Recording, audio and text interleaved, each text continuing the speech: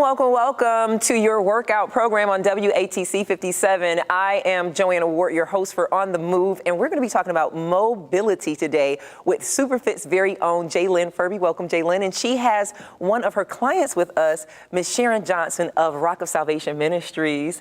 And we want to show you guys what you can do with the mobility that you have. You're not limited or restricted, so don't use those excuses because I hear them all the time. JoAnna, I have a walker. JoAnna, I have a cane. JoAnna, I have knee problems, and I have this and I have that. But any bit of mobility can get you on the move. So welcome again to On the Move with JoAnna Ward and Minister Sharon Johnson and our teacher for today of American Kinetics and Superfit, Miss JoAnna Furby. So JoAnna, tell us what we're going to be doing before we start. Thank you so much for having me, JoAnna. Welcome. Today we're going to be focusing on how to decrease edema and swelling in the lower extremities. Okay. We're only going to focus on the lower extremities today because it's so important when you're under a certain disease state or if you have complications from injuries, you can start to accumulate water in the lower extremities. That causes issues with heart disease. It causes issues on your liver. So today we want to show you a few exercises that's going to get you moving regardless if you're in your wheelchair, if you're on the couch, if you're on the bed, if you're standing, sitting, it doesn't matter. You can do these exercises. Amen. Mobility. So does Sharon have any of these particular disparities or issues that you're talking about? She has limited mobility, and she's already given us permission to talk about her mobility. So she has some limited mobility, and one of the reasons I chose Miss Sharon is because she's spunky.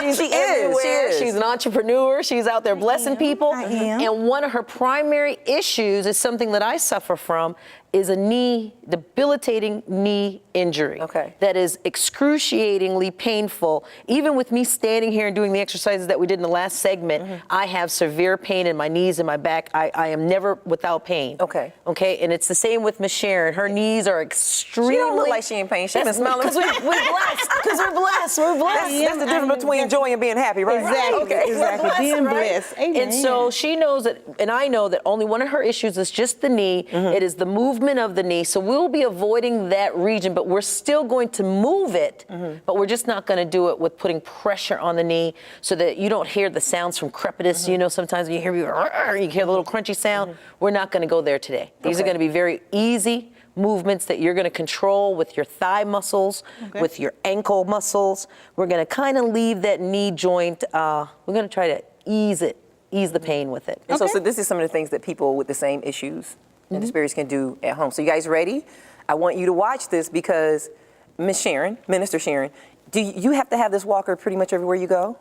Or do you choose to use it for balance? I use a cane, but when I'm walking far, I use my rolling walker. You use your rolling walker, and you walk. You choose to go ahead and walk anyway with the walker. So there's really no reason for people who don't have a walker not to do at least walking. Exactly. And so that's what I want to kind of make it about, mobility and moving with what you have and not making excuses, because like you just said, so many people sit down and become sedentary, and it just gets worse and worse and worse if you don't start doing some of these exercises that you are going to share with us as well as JoAnna. Exactly. And she's absolutely right. Like, that's why we're going to start with the walker. We're going to start with you seated. And when you sit down, it's very important that you hold on to your brake. If you don't have a unit that has a self brake where you can lock it, go ahead and hold it in place as you sit down. So hers has brakes on it. It does, and she's going to hold it. And as you see as she's holding that grip, she's actually using some muscles, too, to hold that grip in place because she has to hold herself stationary. So you're going to do the same exercises that JoAnna and I are going to do. Are they going to start the music first? Yeah, you guys go ahead and start the music. I don't know if you wanted it, but... Yeah, we're going to start the music because we're going to have a toe-tapping time. So you can pretend like you're in church. Because one of the things with the lower extremity is when the water starts to settle in the ankle, it makes it hard for mobility, right? Yes, it does. So some of the things that you could do when you're just seated at home is just toe tap. So I want you to just take your legs out and tap them. One at a time. And if you can get in about 30 reps of these per day, 3 times a day, doesn't mean that you have to do all 30. I'm going to ask for JoAnna's help with counting out our numbers, okay? So JoAnna, do we need to flex our toe down when we step it out, or do we just need to step? She does need to flex your toe down, but so then we need to step out and then flex. Not yet. Not for some of these patients. We just sitting right out? Now, we're just going to warm her up. So we're just taking it out and bringing it back in. Just take it out. So no flexing right now. No flexing right now. Okay, so let's do 5. So all we're doing is just taking it out. Okay. All we 4 want more. you to do is get your mind ready to work out. Okay. Just settle your spirit and know, hey, I'm about to do something. Right. Okay? 2 more to sets on each move. side. Feel warmed up? Yes, we're about to one more move. on each side. Right. Yes. We are going to start tapping those Okay, toes. so we're gonna flex it Okay? down. Good. Flex them down, toe tap. That's me singing, y'all. Just pretend you hear something great, like JoAnna Give us a singing sing. hallelujah. Hallelujah. And again, if you could do 30 of these 3 times a day, you're gonna see a significant improvement. It's very important that you talk with your doctor about these exercises that decrease edema and swelling in the lower extremities, because if you have heart disease or if you have other issues, one of the things that's gonna happen when you start doing this is you're gonna notice that you're gonna urinate more. Wow. It's gonna send all of that water back up to the upper extremity, and guess what? It's gonna come out from there. And so you wanna make sure you're not overloading other symptoms and systems in your body. Okay. So you have to talk to your doctor about these lower extremity exercises. Wow. Because if you have other issues, we don't want this to be a problem or cause additional injury. Okay. Not everyone can do the same exercises. How you Okay. feel, Now we're gonna Sharon? modify You these. feel good? Tell me Yeah. what you're feeling right now by doing this strategically. I feel Don't forget to breathe. relaxed. Toe tap. I feel good. Okay. Do you And- feel any muscles moving in your legs, or I feel my muscles in my calf.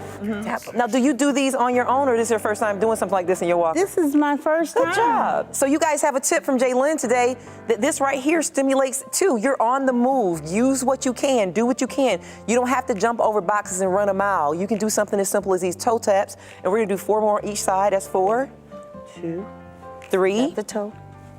2 more on each side, 2, Toe tap. and 2, and then we're gonna do 1 more Now on we each side. heel tap. Now You can heel also tap. Okay. Modify it. Do your heel Good tap. job. And see, the thing about sitting is, you don't really need to take a break when you're doing this. You should be able to sit and watch TV and do this. Should be right here. Okay, You should be able yes. to sit and eat dinner and do this. If you have limited mobility and all you're doing is sitting all day, you should not have a problem just sitting there and doing this, because this could save your life. Right. This could be the difference between your legs being amputated, like my grandmother Rebecca Anderson, or like my uncle Carlton Anderson. Okay. My mama didn't make it. She passed away. So This is it's important. circulation. Yes. Increasing, stimulating. And with me being a diabetic, I have to do this. Okay? When I can't feel my toes for a certain period of time, no fault of my own, just because of the nature of the disease, you have to keep the circulation going. Okay, let's do 5 How more on you each feel? side. I feel good. 4 more on Okay, each side. great. So we're gonna take you 3 from more on each side. this, after this one. You ready? 2 more. 1 more on each Good side. job. Good job. Way to finish it. Good job. Okay, we're still going. Sharon, I want to keep it going. Have her move Give from me this some chair. more. Some of the other things that we can do, and JoAnna and I are gonna do the modify because we're standing. Okay. You saw us earlier doing knee raises, right? She doesn't have a problem with raising the thigh. It's bending and putting pressure on the knee. So as long as you're seated, that's gonna alleviate your mind of thinking, oh, I'm gonna fall, I'm gonna lose balance, I can't control my knee. You have your brake on, you have support, and if you have friends who are working out with you, they can help you. So what I'm gonna do is I'm gonna stand in front of you, you're just gonna bring your knees, and I wanna move so the camera can see it, bring your knees Okay. What? one at a time. So you're get gonna alternate the situated. weight. Okay. So you can start Ready? with your left or your right, whatever's Starting easier with the for right. you. Caitlin, let's do Starting this. with the right. Hold There that you in, go. And that way they can see you. There can you see go. the camera. So let's bring it down past her.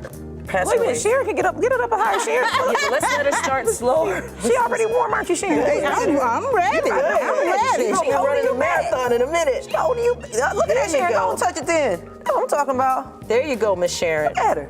Get it. Let's just Make sure you're breathing. try to get in about 10 to 20 reps of these. Again, these are exercises that you can be done sitting on the couch. Touch it. There you go, Miss Sharon. Good job. And I see I that want you're to bring working it down through a here. little bit. Yes. Yeah. There you go. We want to bring it down to the midsection, right about your belly button area. You could start it lower and then raise it up once you get the hang of it. You got the hang of it, don't you? Yes. Go ahead, Miss Sharon. Let's do 9 more on each side. 9. 8, 7, 6, 5, 4, Breathing. 3, 2, 1. Now, I cheated on the counter, Miss Sharon. Yeah, you She did. cheated I big time cheated on your so you counter. gonna See, keep but going, I'm you still gotta- good see, because I gotta finish this is it what I'm talking out. about. This is I how gotta people- work it You out. try to cheat them, they ain't gonna cheat themselves. That's the kind of people I like to That's it. keep going. Oh, no man, nothing. You ain't gonna cheat yourself? Good job. You did that. I knew she cheated, but I was like, you know what? Because it's Sharon, it's her stuff. I'm trying to let her do it. But you're right. It's you gonna do 9 on each side, right? It's almost like your hallelujah break. Hallelujah! So if I count and I keep telling them 1, 2, 3, they'll keep going and they'll think, oh, I'm almost done. And I just keep having you keep going, don't I? Sharon seems like she's the real deal. She don't need all that. Sharon need the real. You need to. You need to bring it. Bring it to me. Come on, we're gonna get you down on the floor. Okay. So we can do some of these same exercises. Yes. And I'll get this out of your way. Okay.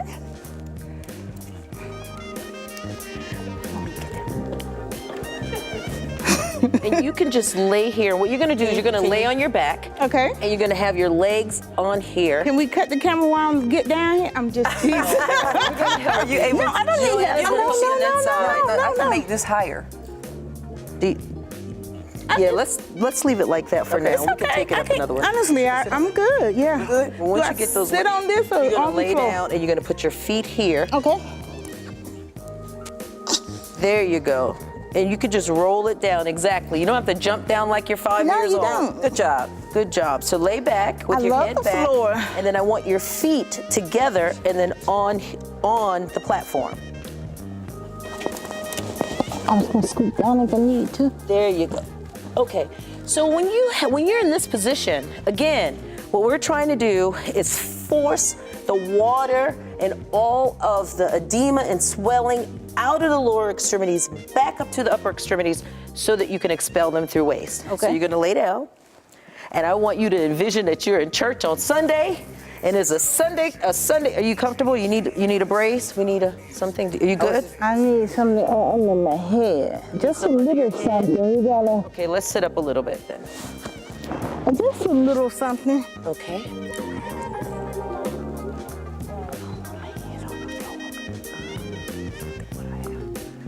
Yeah, if she could sit up like that until I can find something, I want to get it. Thank you. Okay. Yeah, There we go. Yeah, you look. that's good. That's better. There you go. That's a lot better. Thank you. There you go. All right. Is Okay, that better? good. Yes. Hold on 1 second. You can roll it. Perfect. Okay. So now with this exercise, Miss Sharon, it's similar to the exercises that you did when you were seated. The only difference is with the toe tapping, it's gonna look almost like you're patting in water. Almost if you're sitting at the church and you're listening to a good song and you're patting your feet, I want your feet looking like they're pushing pedals, okay? Just alternate patting them. Now you're using your knees. Now I want to show you something. What you're gonna do is you're gonna bend your knees a little bit. Don't lock your knees, and you're gonna tap like you're pushing a car pedal. I'm gonna get down here with you, and I'm gonna do these same exercises, okay? But I'm gonna do mine in the air so you could see. Okay? So basically what you're doing is pedaling and patting. You see that? Pedaling and patting. How's that doing? Sounds good. Awesome sauce. I want you to bring your knees up when you do it. Like this? If you could hold them up by themselves, can you hold them up unassisted? They're going to finish this, and I'm going to bringing to you guys a very powerful guest, Mr. Michael Menzie with Changing Lanes, Changing Lives, and you don't want to miss this guest. He has something very important to say to you and everybody that you know. I'll be right back. We're going to finish here.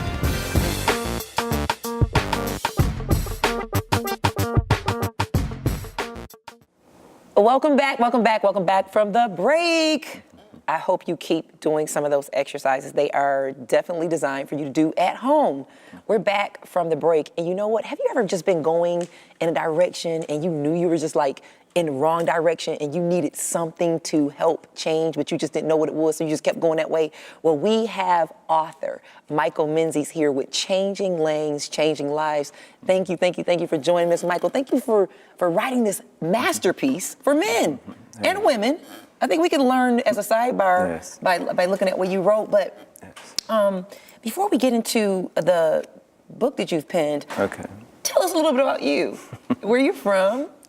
You know, give some background about yourself. I'm from Belize. I was born in Belize, which is a former British colony. And then I migrated to the U.S. in 1982, and New Orleans was my home for 22 years until Hurricane Katrina came and disrupted that. Oh, so that kind of pushed you out to your destiny as well. Yes, it sure did. Now, Belize is one of those nice tourist attractions that, they say that everybody should go to. Is it really that way? Like, is it really like pretty and scenic and that kind of stuff? Some parts are, like I say, I would recommend going to the islands, which has like one of the second largest barrier reef in the world. And it's beautiful. I mean, tourists from all over the world. The city is a little different. It's a little, not so, it's a little bit behind the times, and then crime is a little bit rampant. Okay. Yes. So there's a balance there that we need to be aware of. Exactly. Well, it's good to have you here in America doing nice things like writing this awesome book. And so you came to New Orleans, and so Hurricane Katrina pushed you out as well. Do you think you would probably still be there? Yes, Hurricane Katrina was definitely the turning point for my life, and along with a lot of other folks. Because we were settling in New Orleans. New Orleans is a place of mischief, and it's easy to get caught up with the lifestyle, and that's why it's called the Big Easy. Everything is easy, good and bad. So Katrina was a turning point for me, definitely. That's where my life changed and started heading in a completely different direction. Was it a good direction? Oh yes, definitely. It really was. Oh yes. So you would have been, you just would have been doing the same thing. I still would have been in New Orleans, living in the dark. Living in the dark. Doing everything I'm not supposed to be doing. So when you were in the dark, did you know you were in the dark? No, you don't. And that's one of the things with being in the dark. Nobody knows that you're in the dark. Right. Nobody says, hey, I'm living in the dark. Right. I mean, if you had told me I was in the dark back then, I probably would have beat you up. But so I had no idea. It's until you step out and then you look back and you see where, my life was going nowhere. And I kind of knew it all along, something, even from when I was a child, I had these conversations with somebody. And so as I stepped out and I realized that, okay, I saw the signs, and he took the time and he changed my life. See, I didn't wake up one day and say, I want to change my life. You were good with your life the way it was. I was. Going down that lane. In a kind of way, yeah. Because at the same time, I had all the material things, I had everything, but something was missing, and I was planning my death. Suicide was always on my mind, and I see it in the world today, and I understand why it's so common. But you had everything. Tell me some of the things that you acquired that they say we supposed to have, essentials. I mean, I had all the material things, houses, cars, women, even when I was married, I was like a single married man. So I had all these things, but something was missing. And you knew it, but you didn't know what it was. I didn't know what it was. And did anybody offer you anything, or did you see anything that looked like it might be what you might have wanted? No, because they were all in the dark, too. They were in the dark, too? So, like the Bible said, the blind leading the blind. Where they end up in the ditch. Really? And did I fall in a big ditch? My goodness. That's so deep. Oh, it is. It is. You can have worldly success and be spiritually blind. Exactly. And in the dark. Exactly. And not even know it. And you don't know it. Gee whiz. And that's the thing about it, that, like I said, you don't know. I didn't know. I just knew something was missing. And that's why I kept pursuing women, because I thought, well, maybe the next one will bring joy. Or maybe the next one. But they couldn't give me joy, because that's not where the real joy is, And I always believed in God, like most people would say you believe in God. But it's much more than believing in God. You got to know God. You have to have a relationship with God, with Jesus, the Holy Spirit. And all that is what He did for me in the last 4 years. Just in the last 4 years? 4 years. I didn't grow up in a religious family. I'm 57 today. So in the last 4 years, it took 53 years. For me to figure it out. But it's worth it. Oh, is it worth it? I mean, it's beyond worth it. Really? My plan was to end it at age 48. So, this is not my plan. That was your first serious suicide thought. Exactly. I had it all planned out because I thought I was a planner. I'm a planner. That's what I used to say. I'm a planner. Now tell me, what was it that made that a valuable option for you, taking your life? Like, why was that so important? Why was that the only option? Well, because it seemed like the only option, and that's where the enemy tricks us into thinking that we have no future, when really he's the one who has no future. Okay, you better say that. He's the defeated That's exactly enemy. Right. But he tricks so many of us to think that we have no future. And so I was one of many who thought that, and it's not that I wanted to commit suicide, I just didn't want to be in this world. So that's why I tried to get other people to do it. Because I didn't want for me to look like I was weak. I committed suicide. No, he died. And so, like in the book, I describe an accident that I had, and that was a perfect opportunity for me. Where the doctor said, well, you got to take some blood or you will die. those words were like magic to me, like, wow, this is my plan. And everything was in place. I had not life insurance policies, I had many policies. And that's when, like I said, he took over and things started to change. Right. And like I said, with the occurrence of Hurricane Katrina, after Katrina, I moved to West Palm Beach, Florida. Because I was a workaholic. I mean, I just, you want stuff. I'm used to working. I've worked all my life. So to not be working, that was a big test for me. So I ended up all the way in West Palm Beach, Florida. But then I realized I was there all by myself. And for the first time in my life, I was kind of alone. I didn't have anybody with me, no women, whatever. And that's when I started praying. And one of my prayers was, Father, why have you isolated me? And just remember those words, why have you isolated me? Because like I said, I felt so alone for the first time in my life. And 2 years later, he would answer that prayer. He said, I was working with this big company as an HR manager, and one of the employees one day, she said, Mr. Michael, can I see you for a moment? And I said, sure. And she said, I hope you don't think I'm crazy, but there's something I have to tell you. I said, oh, no, I don't think you're crazy. She said, I'm a messenger from God. Of course, at that point, I said, yeah, you are crazy, right. And she said, I'm a messenger from God. I said, oh, okay. So I played along with it. And she said, well, he said to tell you, he isolated you for a reason. If she had used any other word than isolated, I would have said she was crazy. So she got my attention. And that's where it all started. She said, he says he has a plan for your life. And I was like, wow, that woke me up. And then she said, like, yeah, because as a prophetess, I see you speaking before large audiences. I said, no, you're going in the wrong direction again, because I don't do audiences. I'm behind the scenes. Right. I am lying low. But like I said, and that was the real turning point. And 2 years it took. Yes. So. And then, like I said, that's where he guided me to write this book. I had started writing a book before Hurricane Katrina, but it was a totally different book. Really? It's not a book you would have on your show. And it, and I had saved it on floppy disk to let you know how long ago that was. And so when I got the message from him it's time to write the book, I'm thinking, well, the floppy disk. And he said, no, not that book. And the title of that book was, A Cold Day to Die. Because remember, my plan was, so I was going to write this book before I leave. So just to show you that I knew I was supposed to write a book. They say we all come on this earth with some kind of assignment. Yeah. And I guess I got part of the assignment to write a book. I was just writing the wrong book. And so that book never came because I couldn't find the floppy disk. I had a stack of floppy disks and I could find everyone except that one. I wonder why. Right. I never found that disk. So this book was totally different. So you have a before Christ book and an after Christ book. Yes. Yes. You have an old covenant and a new covenant. Exactly. It's something powerful that you said, that people believe in God. And that's one of the things that I always teach on. You can believe in God, but not believe God. Exactly. It's totally two different experiences. Totally, completely different. And you crossed over somewhere. You went from believing in God to believing God. Exactly. And where was that? Where did that happen? And like I said, that's within the last 4 years. Just in the last 4 years. And it was a fight. It started back then in Tampa. Exactly. It started back then. And what happened after that prophetic word? Well, like I said, I was in Georgia, and then I just knew my life. I just wasn't happy again with it. And I was going through relationships after relationships. And for some reason, I thought the right woman could change my life. No. After all those women, you still was thinking that it was a woman. Yes, I still was. And so that's what men are doing. They really believe, or women, yeah, both, exactly. Or whoever, people are thinking that a person is going to come in and at make some your point. life. Exactly. And you felt that way. Yeah. Not at one point you didn't say this isn't working. No, I just thought it wasn't working with this person. No matter how many people had. Yeah, like I said, I might have been a slow learner. And so you were with people, but you were still angry, still empty. Exactly. Still frustrated, not happy at all, just not.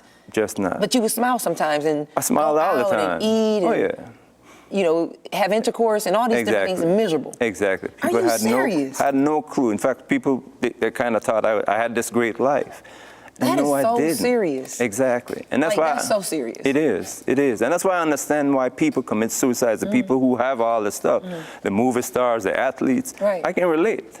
I definitely can relate. And you say the thing that they're missing the most is a relationship with God through Jesus Christ. Exactly. There's a hole in your chest. That's that place That's is the filled. one missing piece. Like it's written in the Bible, there's only one way out. Only one. And that is the one way. There is no other way. You know, so many of us have tried so many ways, but there's only one way out. Right. And that's the one way. And I intend to be a part of that one way. You know? And so you were able to write. Like, how do you, like this book has 200 pages, just about 200 Yes. pages. So how did you kind of get all those words together and get them on paper? And Exactly. Like I said, like they the say. experience is in this book. With him. I was given a journal and I started writing down different events, different things. And I read the Bible cover to cover 7 times in that 4 years. Really? And every time I read it, I got more information. And then I would hear this voice to say, write this scripture. Okay, so I wrote it down. I mean, I don't really know why.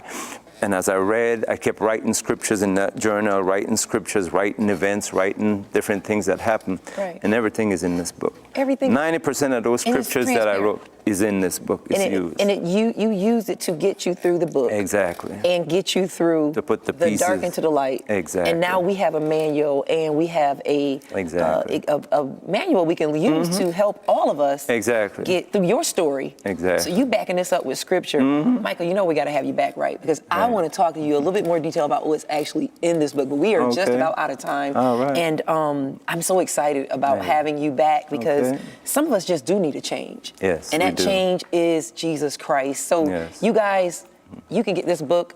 Look at the information on the screen. Michael Menzie. You do need to change lanes sometimes. But it doesn't need to be in somebody else's lane and some crazy lane. You need to change lanes and get in the lane that God has for you in the name of Jesus Christ. We're going to have Michael Menzie back. But until then, hey, ask God. Keep praying. Look within yourself. There's an answer for you, and it's still Jesus Christ. Thank you guys for joining us. I'll see you next time.